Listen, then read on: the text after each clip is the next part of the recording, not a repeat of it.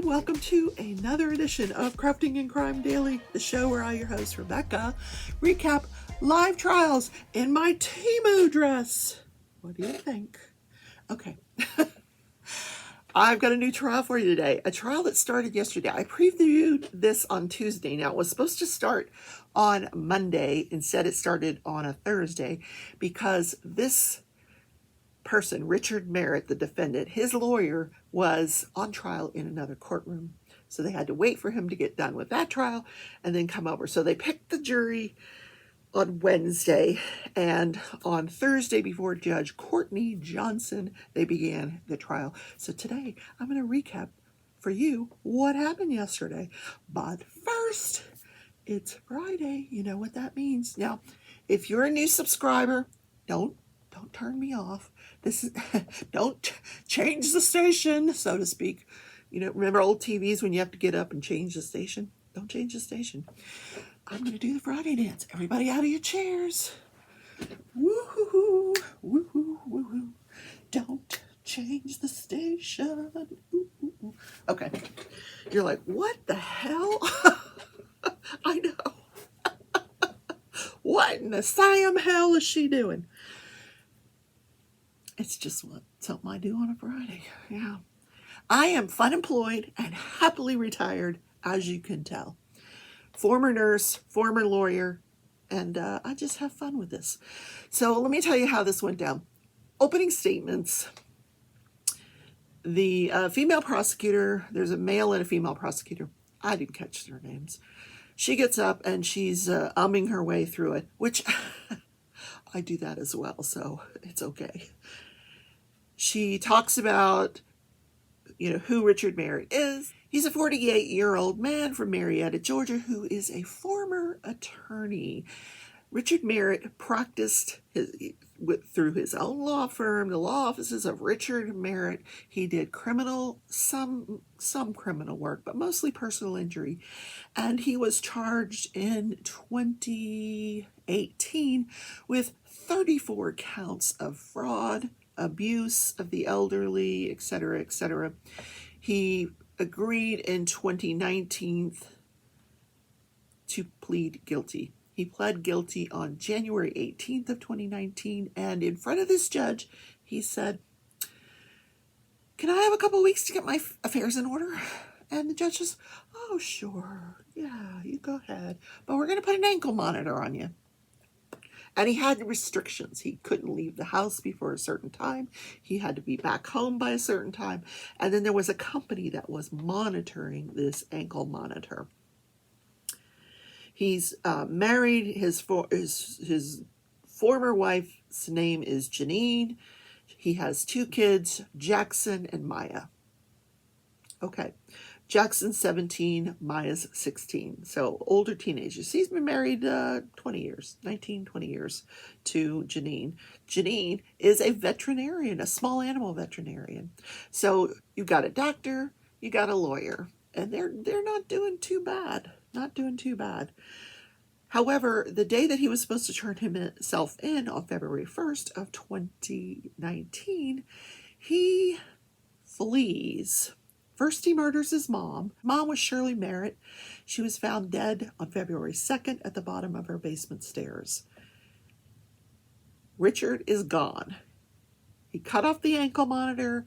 He fled in her Lexus 350. Yeah.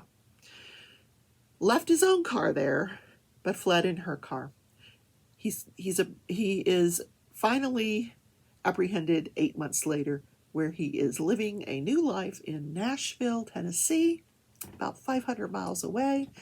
He has a girlfriend. He's gotten a job in a bar. He was sentenced to 30 years for those 34 counts that he pled guilty to. But the judge had said, you're only going to serve 15 years, and the other 15, you're going to be on probation. However, he cuts off the ankle monitor and he disappears. And the U.S. Marshals, they start this nationwide manhunt, and they are all out trying to find this guy. They find him 8 months later. He's extradited from Nashville back to Georgia, DeKalb County, where the murders took place. And That's why we're here today, talking about the case, because he pled not guilty. Now the prosecution, now the defense gets up on their opening arguments, and they say he didn't do it. He didn't do it. Pay attention to the evidence. You're not going to hear any forensics that ties Richard Merritt to the death of his mom. Everything is entirely circumstantial, which is what I said when I previewed this case. I said, I wonder what they've got, because there was nothing in the probable cause affidavit that I read that ties this man to the death of his mother, except that this is the home that he was living in after his wife divorced him. And he disappeared and didn't turn himself in. But how do we know that he actually murdered her? I'm waiting to hear that. Like, I need to know beyond a reasonable doubt, right? The jury needs to know. So this is what the argument was by his defense lawyers. Now, his appearance in court, I think I did cover this on Tuesday. Here's what he looked like when he was a lawyer, like clean cut. You know, this is the picture of a personal injury lawyer. By the way, he was disbarred. And this is what he looked like when he was apprehended in Nashville, like a completely different person. In trial, he has the shaved head look, but no facial hair. And these jail-issued Poindexter glasses that they always have to get when they're in jail. Looks so silly. But yeah, so that's what he looks like now. According to the prosecution, we're going to learn that the ankle monitor was still on him prior to him leaving the home, that he was at home from 9:38 to 2:30 in the afternoon. So where was he in the morning? What was he doing? And where did he go at 2:30 in the afternoon? And they did pick up, before he cut the monitor off, the ankle monitor off, they picked up video surveillance of him. They found out that he had stopped at a convenience store, the ankle monitor pinged there, and they picked up surveillance footage of him buying a candy bar and a couple of bottles of water, and after that he cut the ankle monitor off. The first witness was a gentleman by the name of Mike Jeffcoat. He is the cousin of Shirley Merritt. Actually, she was married to Mike's cousin, Ken, and he passed away in 2000. But let me tell you, as I get older, I feel so old when I say that. As we get older, your family gets smaller and smaller and smaller. So you take care of the ones you have left. So he was very close with Shirley and felt kind of protective of her. So they had a plan. They formulated a plan. Janine, the ex-wife, Richard, Shirley, and Mike and his wife had a plan. They all believed that Shirley would be very, very upset that day that he had to turn himself in and wouldn't be able to handle it herself. They were concerned that once she drove him there and he turned himself in, she would be very, very upset and would have to drive herself home, and they didn't want that. So they had arranged that Mike and his wife would drive from their home in Alabama to Georgia. The wife would stay with Shirley in her home. She lived in Planters Run, that's in like these estate homes, in an area called Stone Mountain, Georgia, in DeKalb County. So Mike's wife would stay with her while he would drive Richard to turn himself in. Then they would come back, and depending on her level of being upset or not upset, they thought they might spend the weekend with Shirley. You know, just so she's not alone. And I certainly, somebody'd have to sit with me if I had to turn my son into a prison. My God, how horrible for her. Just absolutely horrible. So through this witness, the cousin, they get in the cell phone records of Shirley and Richard based on his testimony that he would text with them often and received 2 texts from them the morning of February 1st, the morning that he and his wife had planned to drive to Georgia. So there were screenshots of those texts that came in, and I'm going to show you those screenshots. They got in a picture of Shirley. He commented when they were talking about the picture that Shirley loved to cook, and that she was a great baker, that she could make a coconut cake that would bring tears to your eyes. Yum. Also through him, because he was present for the January 18th, 2019 hearing where Richard was sentenced, they brought in a list of the charges. They actually brought into evidence the actual indictment that shows the list of charges. Now, if I didn't mention it before, at this point in time, Richard is living with mommy, Shirley, because although she was, according to Mike, very upset with him over what he had done and very ashamed, she didn't want him to live on the street. His wife divorced him, so he lived with her in this unbelievably gorgeous house that had lots and lots of room. Put a picture here. Look at that house. That's like a mini mansion. So Mike and his wife were going to leave that Friday morning and drive to Georgia, February 1st, and their plan was to arrive about 2 o'clock. However, that morning they get a text from Shirley.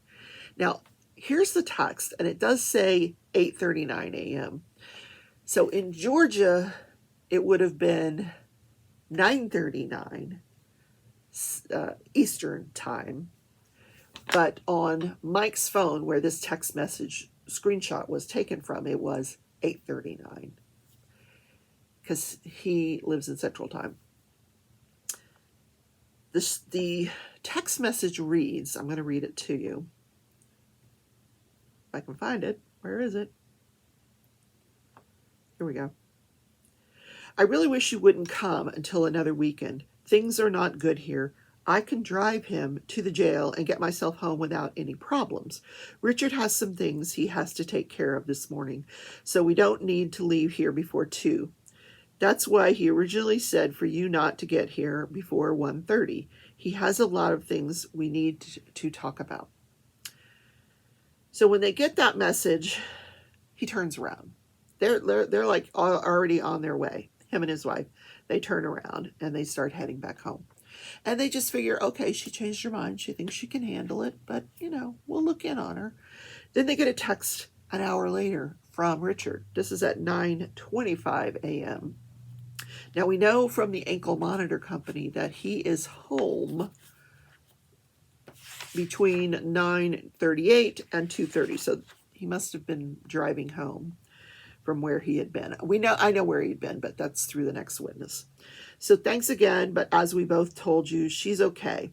We need the privacy to talk through some matters. Please call her this weekend to check in. I cannot express how much your help has meant during this nightmare.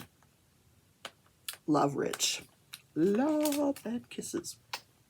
Rich. So Mike and his wife go back home, but they get a call from Janine at about 4:15 Central Time, which is 5:15 in Georgia. And she says, we just got contacted by the police. Apparently, he has cut his ankle monitor off. So at this point, Mike's trying to call Shirley. He's trying to call Richard. He's not getting any response. He has several conversations over the phone with Janine that evening, and they learned that he failed to turn himself in. Now, they learned this through the attorney. His defense attorney calls Janine and says he didn't turn himself in. So at this point, the police are called. They go out to the home. They arrive at this home about 5:30-ish. I think it was 5:39 that they get the call, and they're there by 5:43, something like that. Anyway, but the home is completely secure. The officer walks around the home. The doors are all locked. The officer did take the stand, so I'm just going to jump ahead to her testimony. Everything's locked up. She looks through the windows. Nothing in the house is in disarray. She sees a woman's purse on a table in what she thinks is sort of a laundry room type room, but nothing that would give the police probable cause to enter that home. The garage door's down and locked. Everything's locked up, tighter than a drum. So the police called Janine back, and they informed Janine everything looks fine. Richard's not there. His car's there, but Shirley's car is not there. Her Lexus is gone. And they say, but we could not enter the home. Well, Janine has a key to that home. So she arranges with Mike for him to drive over the next morning. Because by then, Mike says it's very late in the evening. So he and Janine make this plan that he's going to meet Janine and her father at the community, at the entrance to this community, and exchange, Janine would give him the key and he would go in. So this is what they do. They plan to meet at 9 a.m. the next morning. He meets Janine there with her father. They said, we want to go with you in the house. He's like, no, let me go in by myself. So Janine and her father follow him to the house. He goes into the house. They wait in the driveway. He goes around, first he goes around the house checking all the doors, and he doesn't see anything out of place, no forced entry signs anywhere. He goes into the house through the back door. He checks the entire first floor. He doesn't see anything out of place. He said there was spaghetti sauce on the stove. The dining room table was set, but it does not look like lunch had been eaten. Everything was still sitting there. She had made a salad that was still sitting on the counter. The spaghetti sauce pot had the spaghetti sauce in it, the bolognese sauce, and then another pot with the spaghetti in it. It looks like she was just getting ready to serve this meal. So something else that you see on the kitchen counter is a butcher block full of knives. So he then goes up to the second floor of this home, searches through the second floor, doesn't find anything. Then he proceeds to go into the basement. So he opens the door to the basement. He has to turn on the light so that he can see. He says, when you go down, you have to take a right on the stairs. Once he took that right, he could see that she was at the bottom of the stairs. And here is a picture of her lying at the bottom of those stairs in the basement. At this point, he realizes it's a crime scene, so he leaves the house. He tells Janine, actually, he called Janine from inside the house and says, I found her, she's dead. So he calls 911 as he's leaving the house, or, leaving inside the house. He waits for 911. They come out and they start their investigation. The garage is searched. The Lexus is not in the garage. She did park her Lexus in the garage. That was her habit. And the Lexus was gone. The next person on the stand is Janine Minicozzi. Now, she's using her maiden name now. She talked about how she was married to the defendant for 19 years. Kitty cat, what are you doing? Stitch. Oh, avalanche. He always tries to jump on this box, and the box tips over every time. And he's not giving up. Let me take a picture of him.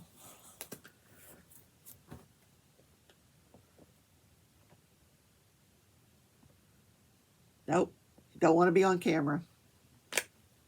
You silly cat. Come here. Come here. Come here. Kitty, kitty. Come here. Come say hi. Come say hi. Say, I'm a wascally kitty. My name is Stitch. Hey, my name is Stitch. Say, I'm in the videos a lot. Yes, I am. Does not like to be held. No. Okay. He's got things to go, places to be, people to see. Bye. Okay, where was I? Okay, so she's married to the defendant, Richard Merritt, for 19 years. They met in college. She became a veterinarian, he became a lawyer, and she did not hesitate to tell everybody that he had to take the bar 3 times before he passed it. Now, in his defense, I've had friends that I know were very, very intelligent, just horrible at test taking. And I have one girlfriend that bless her heart, she failed the bar 3 times, or took the bar 3 times before she passed. Now, I only took it once. I'm a great test taker. I'm one of those people that I take the test and I'm out of there before everybody even starts. And that's what I did with the bar exam. I'm like, when I finished the bar exam, I left and went, did I miss something? Why am I the first one done? I wasn't the first one, but I was pretty close to being one of the first people done with the bar. Anyway, so it's not unusual that it would take somebody several times to pass the bar, because it's a very rigid test. It's not just multiple choice. You have to write essays, and yeah, it is grueling, this bar exam. In any case, she's a veterinarian, a small animal veterinarian, and she said we lived the life, we were jet streaming. I think that's what she called jet setters. We were jet setting around. We had a good life. We had good babysitters. She did say that her daughter Maya was born with cerebral palsy, which tells me there was a problem with her birth. That's a birth injury.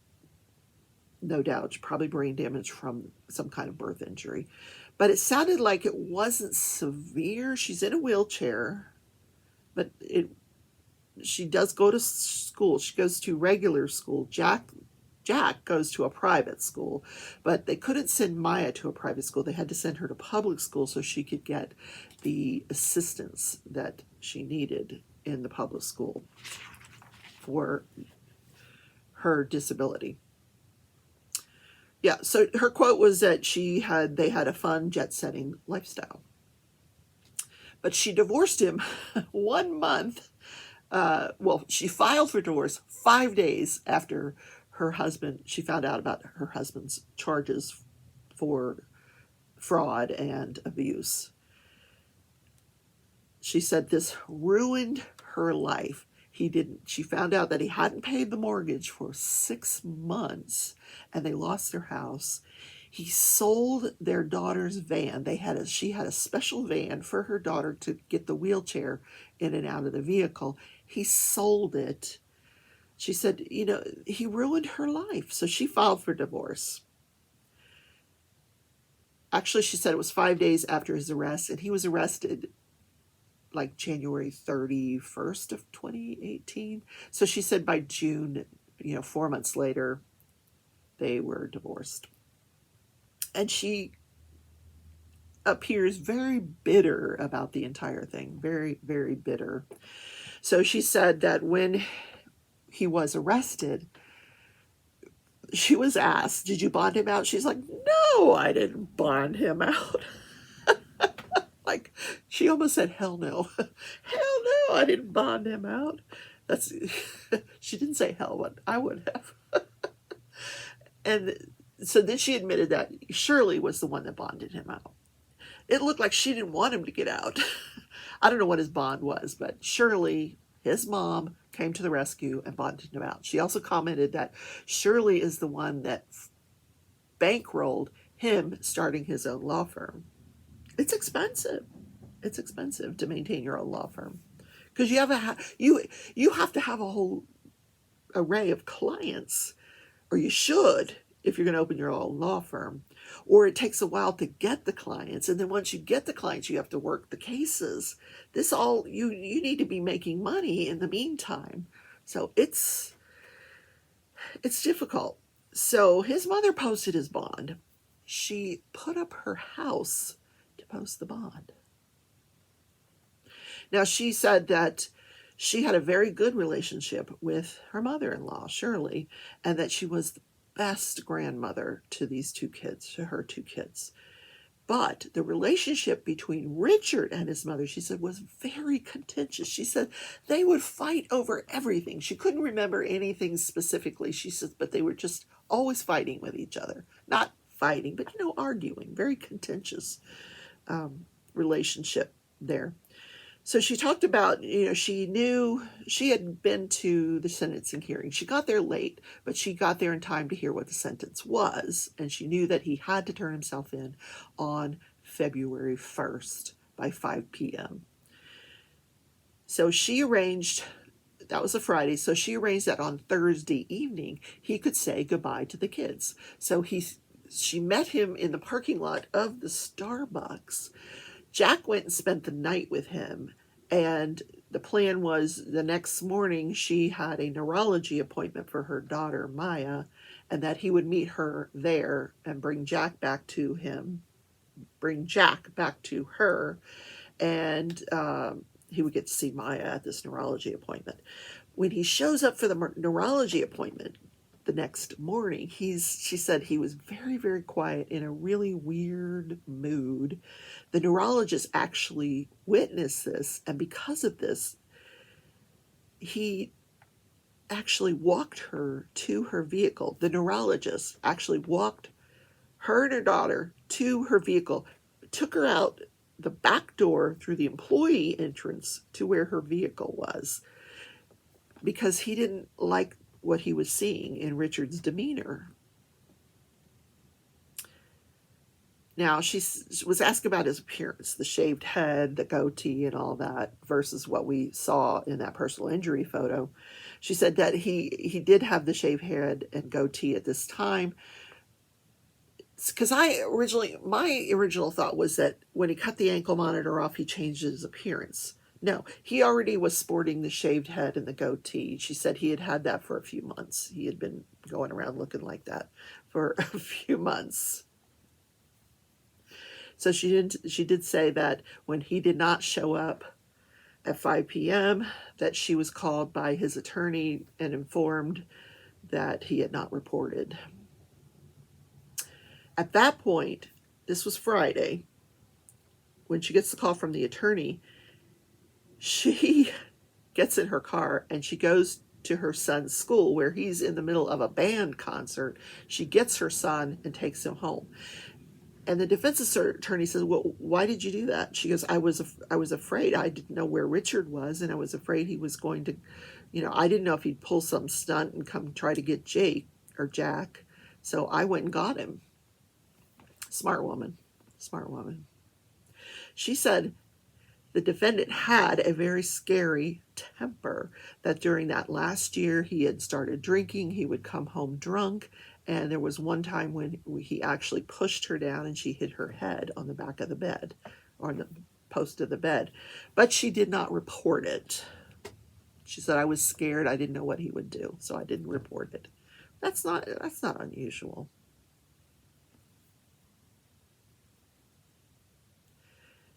Then we have the police officer that responded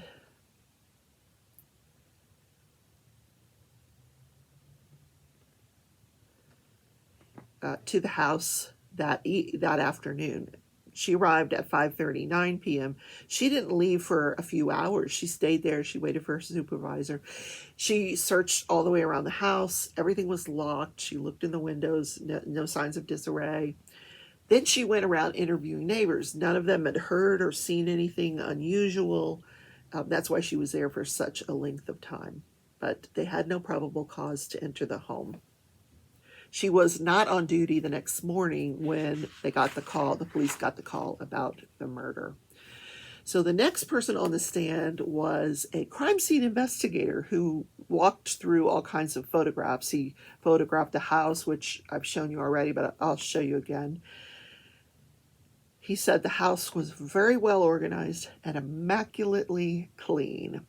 There's a picture of the table that's set. You can see there's two places set, one for her, one for Richard. It looked like she was going to have like his favorite last meal.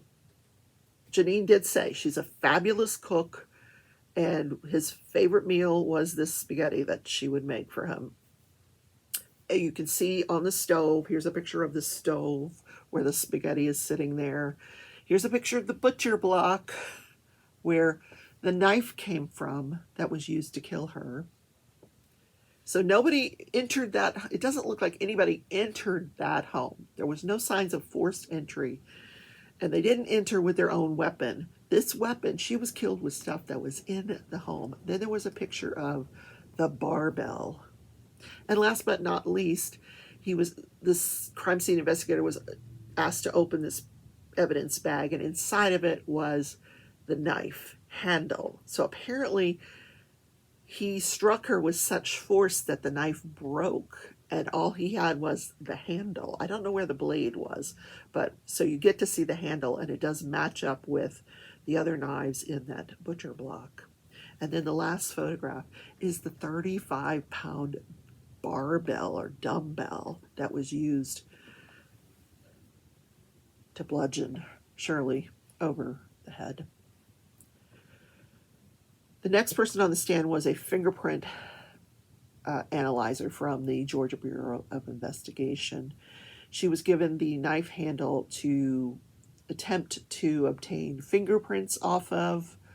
She wasn't given this knife handle until May of 2022 from the prosecutor's office. Now, why they're having forensics done a year and a half after the case, I don't know. It seems, I don't know why they wouldn't have had this tested right away. In any case, it was negative. The knife handle had some texture to it, and as we've learned through all of these cases, if a surface has sort of a texture to it, it is difficult to get fingerprints off of it. So they did not get fingerprints from this knife handle.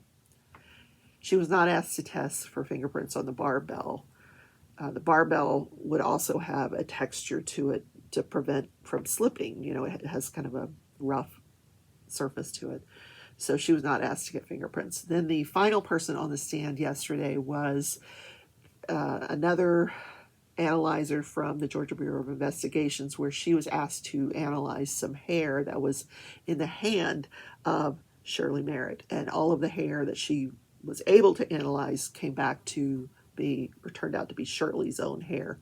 Apparently her hand was up around her hair when she was found, so it was kind of known that she would have hairs that were her own, but she did not find any hairs that were not hers. Of the ones that she could analyze, she was given 25 hairs. She was able to analyze 8 of them, I believe, 8. Interesting thing though, she described hair analysis. You know, I'm going a little bit into detail here. I had never heard this before. It's like a hair is like a pencil. That the pencil that you see, the wood part of the pencil, that's what you see. That's the hair, and it's got pigment on it. So that's would give the pencil whatever color it is. And the lead that's inside the pencil, if that would be removed, then you would have what you would see as the inside of the hair. That there's this hollow point inside the hair. Then the eraser of the pencil would be the root of the hair, where you would get the DNA for. She said of the hairs that she could test, she sent 8 that had roots to be analyzed for DNA. So I'm sure we'll hear from the DNA person probably today. I'm still waiting for the first officer that arrived on the scene, the crime scene, to talk about how this investigation proceeded. We haven't heard that yet. Okay. There was a lot to cover on this first day of trial. This judge, she was moving things along. Okay, next witness. Not a lot, not any sidebars that I saw. There was one objection where she asked the jury to step out, and then she heard argument from both sides. She made a ruling, had them come right back. Didn't take much time at all. But not a lot of these, you know, sidebars, you know, where they put the white noise on. Not a lot of that. But nothing that I heard that tied him to the murders. Nothing. Not yet. Anyway. All right. Let's talk about the crime calendar. I know. Today's a long show. Sorry. Yesterday we talked about Jack Unterweger, how he was born in Australia to a sex traffic worker, and he had this horrible background, and he murdered somebody, and he was sent to prison, and he served 15 years of his life sentence. Then he became a writer. He was, during his time in jail, he was writing, and he was very, very acclaimed for his writing. And then when he got out, he went to work for a news agency where he would do reporting on murders. So part 2, we're going to talk about what happened after that. So in 1990, the year Unterweger was released from prison, 8 women in Austria were strangled to death within their own bras, or with their own bras, as Margaret Schaefer had been 16 years prior. That's how he killed the first woman that he went to jail for. Strangled her with a bra. So this happens 8 more times. In 1991, Unterweger was commissioned by an Austrian magazine to travel to Los Angeles to research a story about the penal system in the U.S. In particular, the way attitudes towards sex workers there differed from those held in Europe. While Unterweger was in LA interviewing police and participating in ride-alongs, 3 sex workers were strangled to death with their own bras. Authorities in Austria tailed Unterweger, but were unable to gather enough evidence to arrest him until early 1992, at which point he fled to Miami, Florida. There he contacted Austrian media to proclaim his innocence. He was extradited to Austria in May of that year, charged with 11 murders, found guilty of 9, and sentenced to life in prison without the possibility of parole. In 1994, he hung himself. With a bra! No. Corrections officer says, let me take my bra and give it to you. Here, hang yourself. Oh my God. Should not have let him out of prison. He could have done all his writing from the prison. Okay.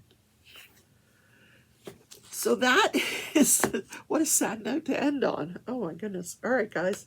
Have a wonderful weekend. I hope I see you on Sunday during my live at 11 Central.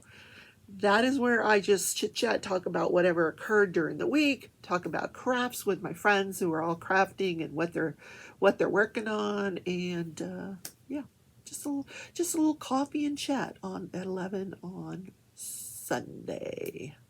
Sunday. Okay, gotta go. Have a great weekend. Bye.